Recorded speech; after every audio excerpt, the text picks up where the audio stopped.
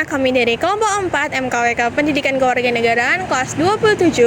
Kali ini kami akan membahas terkait hasil diskusi kami, yaitu kasus korupsi di sektor pendidikan, khususnya dana BOS atau bantuan operasional sekolah. Namun sebelum itu, perkenalkan nama saya Putri Liana dengan NIM 24090248 dari Fakultas Ilmu Sosial dan Ilmu Politik. Halo semuanya, perkenalkan namaku Alisa Haura Naila dengan NIM 24080257 dari Fakultas Matematika dan Ilmu Pengetahuan Alam. Teman-teman semua, kita tahu korupsi merupakan suatu tindakan penyalahgunaan kekuasaan, khususnya yang selalu terjadi di Indonesia. Korupsi merupakan tindakan kejahatan yang turun-temurun terjadi di Indonesia.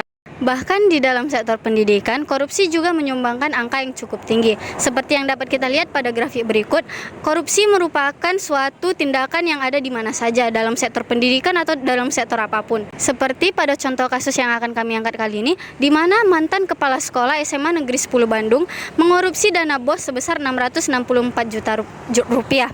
Wah, angka yang besar bukan? Untuk lebih jelasnya, kami akan memaparkan beberapa materi pada slide berikutnya. Upaya pemberantasan korupsi di Indonesia sudah dilakukan melalui berbagai cara. Namun hingga saat ini masih saja terjadi korupsi dengan berbagai cara yang dilakukan oleh berbagai lembaga. Terdapat beberapa bahaya sebagai akibat korupsi, yaitu bahaya terhadap masyarakat dan individu, generasi muda, politik, ekonomi bangsa, dan demokrasi. Terdapat hambatan dalam melakukan pemberantasan korupsi, antara lain berupa hambatan struktural, kultural, instrumental, dan manajemen. Oleh karena itu, perlu dilakukan langkah-langkah untuk mengatasinya, antara lain seperti mendesain dan mengais ulang pelayanan publik, memperkuat transparan dan pengawasan sanksi, serta meningkatkan pemberdayaan perangkat. Istilah korupsi berasal dari bahasa Latin, yakni corruptio. Dalam bahasa Inggris adalah corruption atau corrupt, dan dalam Perancis disebut dengan corruption. Dan dalam bahasa Belanda disebut dengan corruptie. Agaknya dari bahasa Belanda itulah lahir kata korupsi dalam bahasa Indonesia. Korup berarti busuk, suka menerima uang sogok, memakai kekuasaan untuk kepentingan sendiri, dan sebagainya. Korupsi adalah perbuatan yang buruk seperti penggelapan uang, menerima uang sogok, dan sebagainya. Korupsi berakibat sangat berbahaya bagi kehidupan manusia, baik dari aspek kehidupan sosial, politik, birokrasi, dan ekonomi, dan individu. Bahaya korupsi bagi kehidupan diibaratkan bahwa korupsi adalah sebagai kanker dalam darah, sehingga si empedu badan harus selalu melakukan cuci darah terus-menerus jika ia menginginkan dapat hidup terus. Sekarang kita masuk ke dalam bentuk korupsi. Bentuk korupsi terbagi menjadi dua, yaitu korupsi transaktif atau transitive corruption. Di sini menunjukkan kepada adanya kesepakatan timbal balik antara pihak pemberi dan pihak penerima demi keuntungan kedua belah pihak, dan dengan aktif diusahakan tercapainya keuntungan oleh kedua-duanya. Yang kedua masuk kepada korupsi yang memeras atau extortive corruption. Adalah jenis korupsi di mana pihak pemberi dipaksa untuk menyuap guna mencegah kerugian yang sedang mengancam dirinya, kepentingannya, atau orang-orang yang dianggap dan dihargainya. Yang ketiga yaitu korupsi investis, di mana perilaku korban korupsi dengan pemerasan. Korupsinya adalah dalam rangka mempertahankan diri. Kemudian masuk kepada korupsi yang keempat, yaitu korupsi perkerabatan, di mana korupsi ini adalah korupsi yang penunjukannya yang tidak syah terhadap teman atau saudara untuk memegang jabatan atau pemerintah, atau tindakan yang memberikan perlakuan yang mengutamakan dalam bentuk uang atau bentuk-bentuk lain kepada mereka secara bertentangan dengan norma atau peraturan yang berlaku. Nah, kali ini kita akan membahas terkait dampak korupsi. Ada 3 dampak korupsi. Yang pertama dampak ekonomi, dampak sosial, dan dampak pembangunan. Yang pertama kita akan membahas lebih lanjut terkait dampak ekonomi. Ada 3 yang menjadi bagian dari dampak ekonomi. Yang pertama menghambat pertumbuhan ekonomi. Nah, dalam dampak ekonomi yang menghambat pertumbuhan ekonomi ini, korupsi itu mengurangi efisiensi alokasi sumber daya. Karena dana yang seharusnya digunakan untuk pembangunan justru disalahgunakan untuk kepentingan pribadi. Selain itu juga, menghambat pertumbuhan ekonomi ini dikarenakan mengurangi produktivitas, karena proyek-proyek yang dijalankan seringkali berkualitas rendah atau tidak selesai. Lalu, dalam menghambat pertumbuhan ekonomi ini terjadi karena meningkatkan biaya berbisnis, karena perusahaan harus mengeluarkan biaya tambahan untuk suap atau penguatan liar. Selain itu, kasus korupsi ini tentunya mengurangi investasi asing di negara Indonesia, karena investor asing itu cenderung menghindari negara dengan tingkat korupsi tinggi, karena dianggap berisiko dan tidak stabil. Selain itu, kepastian hukum dan birokrasi yang rumit akibat korupsi membuat investor enggan dalam menanamkan modal di negara Indonesia. Dan yang terakhir, dalam dampak ekonomi yaitu meningkatkan kesenjangan ekonomi. Kenapa? Nah, karena korupsi ini menguntungkan segelintir elit yang memiliki akses kekuasaan, sedangkan masyarakat mayoritas dirugikan. Selain itu, subsidi dan bantuan sosial seringkali itu tidak sampai ke tangan yang membutuhkan karena adanya korupsi ini. Nah, selanjutnya dampak sosial. Ada 2 dampak sosial dari dampak korupsi ini. Yang pertama menurunkan kepercayaan masyarakat terhadap pemerintah, dan yang kedua menimbulkan ketidakadilan sosial. Kita akan membahas poin yang pertama, yaitu menurunkan kepercayaan masyarakat terhadap pemerintah. Masyarakat menjadi apatis dan tidak percaya pada sistem pemerintahan akibat adanya korupsi ini. Selain itu, partisipasi publik dalam proses demokrasi menurun karena dianggap tidak efektif akibat korupsi ini. Poin yang kedua yaitu menimbulkan ketidakadilan sosial. Nah, akses terhadap layanan publik, pendidikan, dan kesehatan menjadi tidak merata. Orang-orang yang memiliki koneksi dan uang mendapatkan perlakuan istimewa, sedangkan masyarakat mayoritas yang tidak memiliki uang yang cukup biasanya seringkali diasingkan atau dinomorduakan. Nah, yang terakhir kita akan membahas terkait dampak pembangunan. Ada 2 poin dari dampak pembangunan ini. Yang pertama, menghambat pembangunan infrastruktur, dan yang kedua, menurunkan kualitas pendidikan dan kesehatan. Jadi sekarang saya akan membahas terkait poin pertama, yaitu menghambat pembangunan infrastruktur. Proyek infrastruktur seringkali berkualitas rendah atau bahkan tidak terselesaikan karena anggarannya yang seharusnya untuk pembangunan justru dikorupsi oleh pemerintah. Selain itu, perencanaan pembangunan seringkali tidak efektif karena didasarkan pada kepentingan koruptor bukan pada kepentingan masyarakat umum. Poin yang kedua yaitu menurunkan kualitas pendidikan dan kesehatan. Anggaran yang seharusnya untuk pendidikan dan kesehatan justru berkurang karena didasarkan pada kepentingan koruptor. Nah, kualitas fasilitas dan layanan ini menurun sehingga berdampak pada sumber daya manusia jangka panjang. Di sini kami mengambil satu contoh korupsi dari sektor pendidikan, yaitu di mana ex-Kepse SMA Negeri 10 Bandung dituntut 1,6 tahun tentang kasus korupsi dana bos. Mantan Kepala Sekolah SMA Negeri 10 Bandung dituntut hukuman 1,6 tahun penjara terkait kasus korupsi dana bantuan operasional sekolah atau dana bos. Tuntutan ini datang setelah terbukti adanya penyalahgunaan dana bos yang merugikan keuangan negara atau jasa penuntut. Dari studi kasus tersebut dapat dilihat bahwa tindakan yang dilakukan oleh kepala sekolah ini sangat tidak patut ditiru, di mana notabene beliau merupakan seorang guru.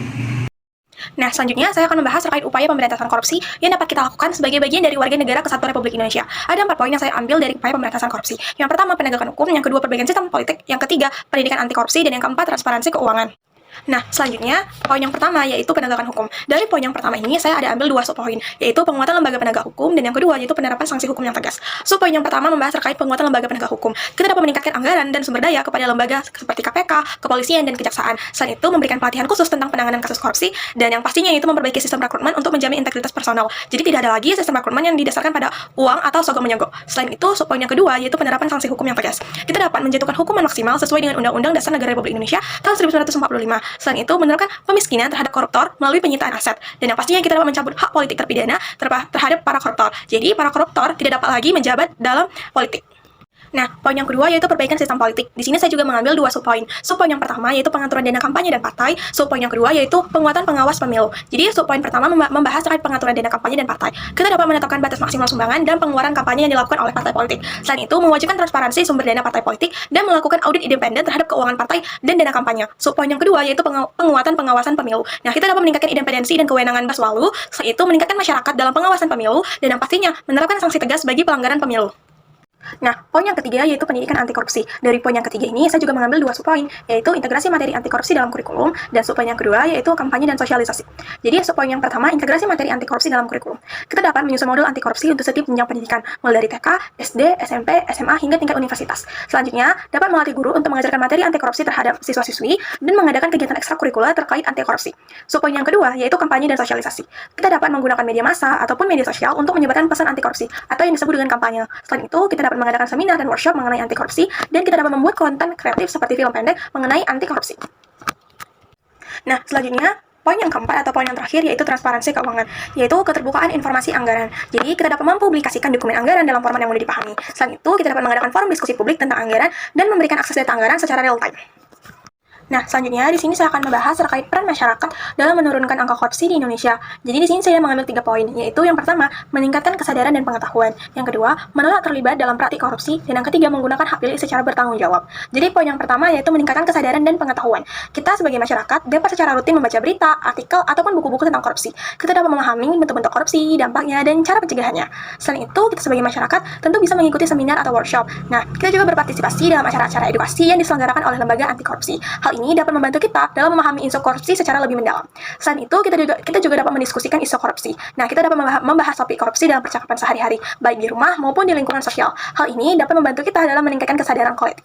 Selanjutnya, poin yang kedua yaitu menolak terlibat dalam praktik korupsi. Nah, kita dapat berpartisipasi dalam hal ini seperti tidak memberikan suap. Nah, kita menolak memberi uang tambahan untuk mempercepat layanan publik, meskipun hal ini mungkin menyulitkan dalam jangka pendek. Selain itu, kita menolak permintaan uang pelicin. Nah, kita dengan tegas menolak jika ada pejabat yang meminta uang di luar ketentuan resmi untuk menyelesaikan urusan. Serta kita juga dapat berpartisipasi dengan tidak menerima gratifikasi. Nah, dalam hal ini kita menolak pemberian hadiah ataupun fasilitas yang tidak sesuai dengan aturan.